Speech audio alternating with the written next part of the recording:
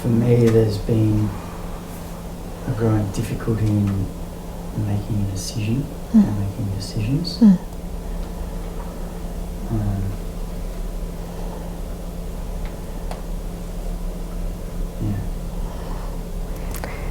So we have these impulses. It's as though we have this directive from grace, and then the mind says something about it, doesn't it? Whether we should or we shouldn't. So we have this impulse. Now the impulse is either no impulse, as in we don't move, or there's an impulse, and we all know this. There's the impulse that we see someone and there's just some little something to say, or maybe to give them something, or to do something, or there's an impulse to not go somewhere, or however that shows up. But the mind is usually going, oh yes, that's a really good idea. Oh no, we don't want to do that. Or how will I know what? And so it's this mental decision making. Well, how can we? That's what's causing the suffering. This mental decision making. But there's this natural impulse, this natural beingness in life that has us go here or there or not, and life wants life to flourish. It does. We see it. Like, look outside, the trees and the flowers and the birds singing, and they lay their eggs, and and more birds, and like life just wants life to flourish.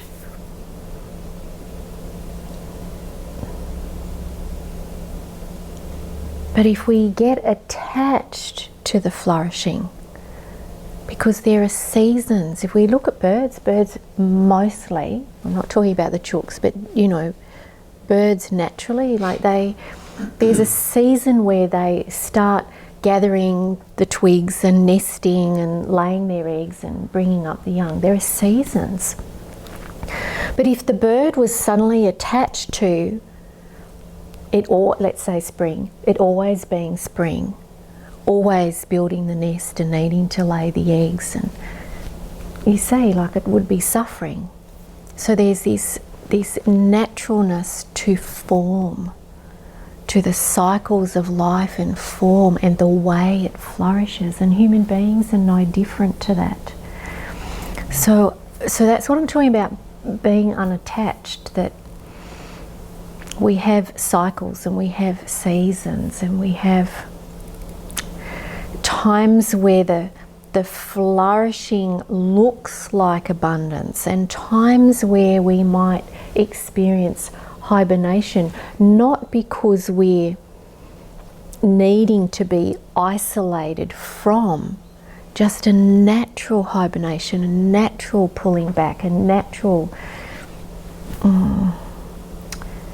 caretaking maybe of the form. And we see as human beings that we override all of the natural cycles and impulses all the time. If we look at with women, with our monthly cycles, we're having to use certain products so we can still run and do sports and swim and all of these things. Or in work with both genders, this natural, there's a kind of pulling back when it's winter.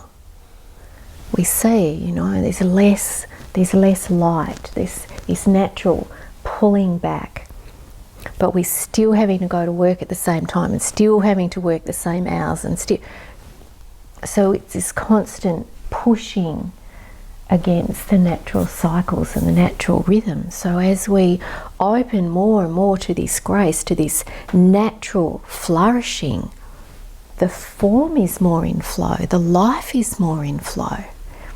So we're not attached to it always being spring and building the nest. So then, is the decision a mental one, or is it life is calling me in this way, moving me in this way, living me this way. So there's an ease, and you know if you're pushing against, you know if you're trying to make something happen or efforting. And then, so right here, so there's probably some particular decision that's been arising that you're doing this with. So if you don't touch the doubt around it, and you just open, how is life moving you?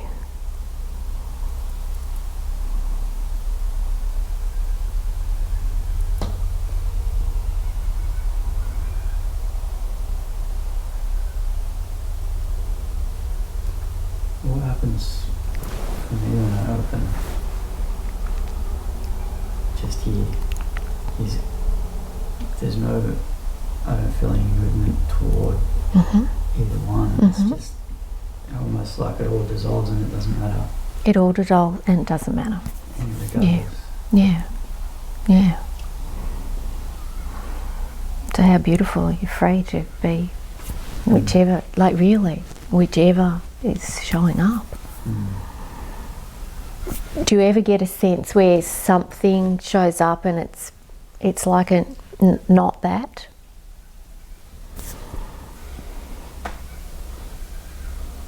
Maybe not with this particular thing, but we all know.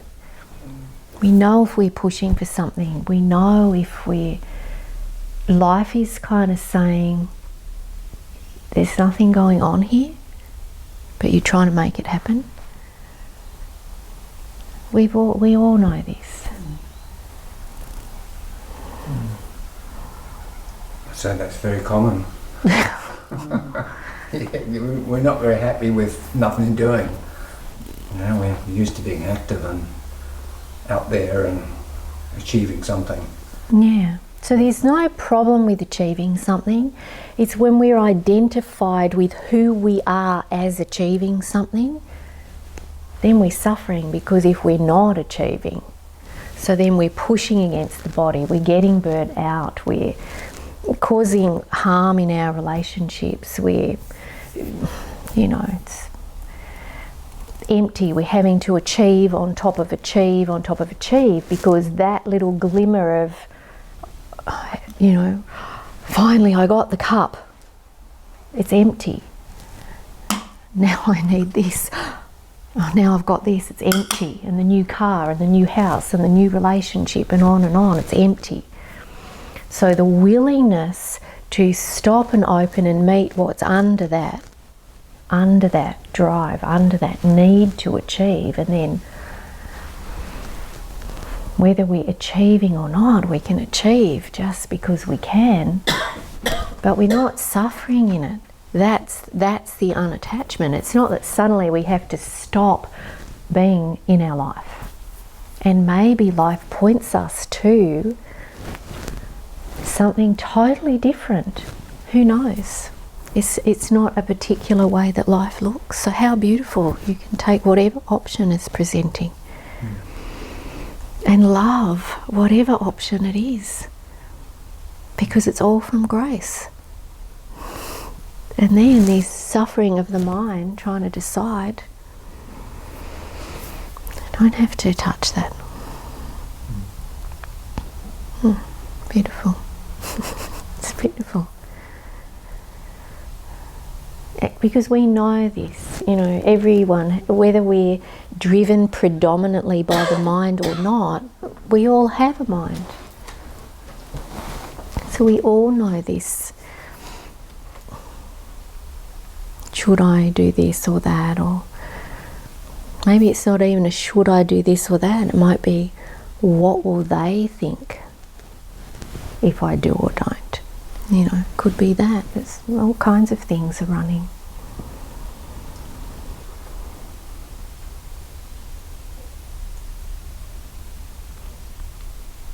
And we have this, this kind of idea that we have to have some kind of purpose.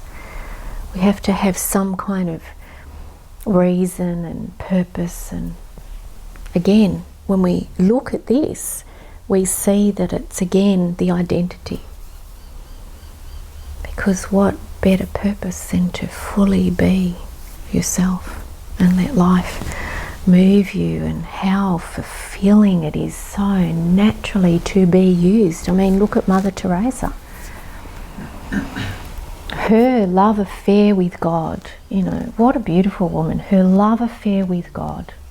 And it called her, and she became a nun. And then in India, she was called to look after the poor. But she was told that she wouldn't have support from her organisation, being, you know, whatever kind of nun that was, to do what her heart was being called. But she knew, she could just feel it in her heart, it was God's grace guiding her. So God's grace above the institution saying, no, well, we're not going to support you in doing that, she knew God would take care of it. This grace that life was moving her to take care of it. And look at what she's done and who she was in the world, so humbly. For her, it wasn't about who she was. She just kept following God's call, Grace's call. You know, and sometimes people have said, you know, she might have been given a first class ticket to travel somewhere. Why didn't she then donate that back? She just was so grateful. If she was upgraded to first class, she'd just travel that way because God provided that. It wasn't like she had anything going, oh no, I shouldn't.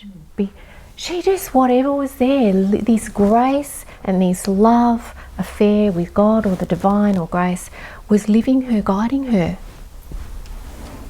Now you could be a janitor and sweeping the floor and cleaning the toilets. You could be serving the poor. You could just be humbly in your home and your family and your children. You may be running a huge organisation. Who knows? You're already being lived and moved. This grace is already flourishing the life. And we just see where we're believing something or not.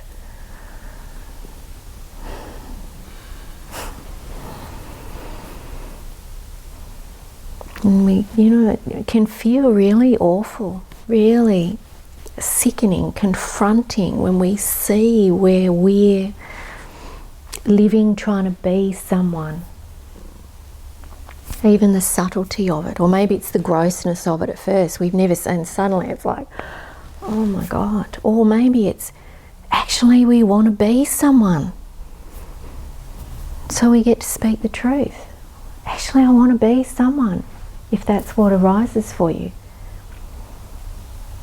And then you get to see what's under that. What will it give you? Can it ever actually fulfill what you're wanting it to give you? So you just get to speak the truth about whatever's going on.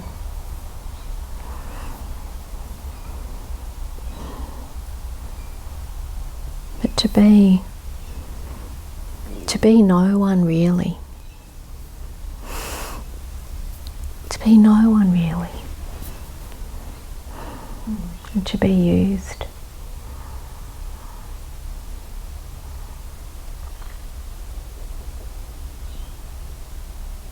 Even if they never said anything about you at the end of your life, to live your life so fully, completely here as you. Because we hear that, you know, who do you want to be, that on your tombstone they said this about you, or at your funeral or whatever, that, you know, they were a great person or they did great things. Without that, to live here so fully, regardless of what anyone might say.